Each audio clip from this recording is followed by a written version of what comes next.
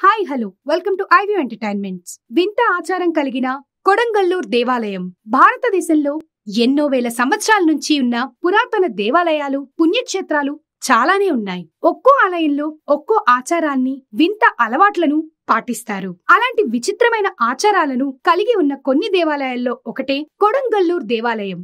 మన భూమి మీద ఎందరో దేవతలకు నిలయంగా గాడ్స్ ఓన్ సిటీ అని కేరళను అంటారు. అటువంటి కేరళలో ఈ కొడంగల్లూర్ దేవాలయం ఉంది. సాధారణంగా ఏ పుణ్యక్షేత్రంలో అయినా, ఏ దేవాలయంలో అయినా ఏ దేవతనైనా పూజిస్తారు. అయితే కేరళలోని ఈ దేవాలయంలో మాత్రం తిడతారు. ఒక్కోసారి బయటకు చెప్పలేని, రాయడానికి వీలులేని పదాలు కూడా అందులో ఉంటాయి. ఉగ్రస్వరూపమైన ఆ దేవత అలా తిట్టటం వల్ల ఆ స్వభావం నుంచి చల్లపడక ఉగ్ర రూపంలోనే ఉండి భూత ప్రేతాల నుంచి తమను కాపాడుతుందని స్థానికుల నమ్మకం. ఆ సమయంలో భక్తుల వస్త్రధారణ కూడా చాలా విభిన్నంగా ఉంటుంది. ఇక దేవాలయంలో జరిగే కావు తీండల్, భరణి ఉత్సవాలు చూడటానికి దేశంలోని వివిధ ప్రాంతాల నుంచి లక్షల సంఖ్యల్లో భక్తులు వస్తూ ఉంటారు. తమిళ ప్రాచీన గ్రంథం శిలప్పదిగారంలో కూడా ఈ దేవత ప్రస్తావన ఉంది. ఇన్ని విశిష్టతలు కలిగి ఉన్న ఈ దేవాలయం గురించి మరిన్ని విషయాలు ఈ రోజు తెలుసుకుందాం. కేరళలోని ముఖ్య పట్టణం కొచ్చిన్ కు కేవలం 29 కిలోమీటర్ల దూరంలో కొడంగల్లూర్ అనే ఊరు ఉంది. ఆ ఊరిలో ఉన్న అతి ప్రాచీన ఆలయమే కొడంగల్లూర్ అమ్మవారి ఆలయం. విష్ణువు అవతారమైన పరశురాముడు కేరళను సముద్రం నుంచి వెలికితీసిన విషయం తెలిసిందే. అందుకే ఆ రాష్ట్రానికి పరశురామ క్షేత్రం అనే పేరు కూడా ఉంది. అయితే ఇలా వెలికితీసిన తరువాత కేరళను దారుక అనే రాక్షసుడు పట్టి పీడించేవాడు. అతని నుంచి ఎలాగైనా రక్షించమంటూ పరశురాముడు ఆ మహాదేవుణ్ణి ప్రార్థించాడు. అంతటా ఆ పరమేశ్వరుడు భద్రకాళిని ప్రతిష్ఠించమని సూచిస్తాడు. ఆ సూచన మేరకు పరశురాముడు కొడంగల్లూర్ ఊరిలో భద్రకాళి అమ్మవారిని ప్రతిష్ఠించారని చెబుతారు. ఆ అమ్మవారి అనుగ్రహంతో దారుక రాక్షసుడు మృత్యువాత పడతాడు. కొడంగల్లూర్ భద్రకాళి ఆలయం చాలా ప్రాచీనమైనది. దీనికి నిదర్శనం అక్కడి ఆచారాలే.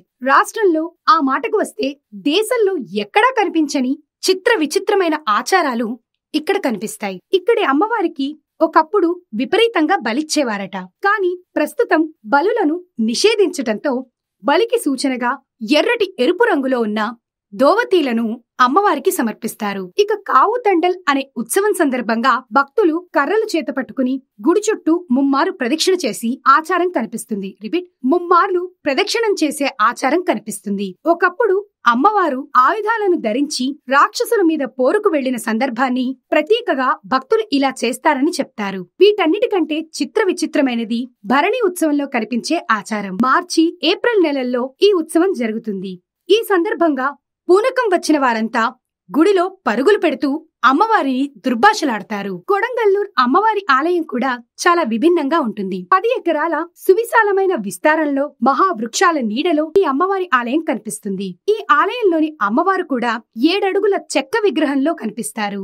మన సింహాచలంలో లాగా ఇక్కడ అమ్మవారి విగ్రహానికి కూడా ఏటా చందనోత్సవం జరుపుతారు. ఆలయంలో అమ్మవారితో పాటుగా సప్త మాతృకలు, వీరభద్రుడు, గణపతి విగ్రహాలు కనిపిస్తాయి. తరతరాలుగా కొడంగల్లూర్ సంస్థానానికి చెందిన రాజులు ఈ ఆలయాన్ని పర్యవేక్షించేవారు. ప్రభుత్వాలు మారినా ఇప్పటికీ ఈ ఆలయం మీద వారిదే పైచేయి అంటారు. కేవలం కొడంగల్లూర్ రాజులే కాదు, కేరళను పాలించిన రాజులెందరో ఈ అమ్మవారిని తమ కులదేవతగా పూజించేవారు. అందుకనే తమిళ ప్రాచీన గ్రంథం శిలప్పదిగారంలో కూడా ఈ దేవత ప్రస్తావం కనిపిస్తుంది. ఇంత విశిష్టమైన ఆలయం కాబట్టి కేరళ వాసులు వేల సంఖ్యలో నిత్యం ఈ అమ్మవారిని దర్శించుకుంటారు. ఇటువంటి మరెన్నో వీడియోస్ కోసం please like, share, comment and subscribe to iView entertainments.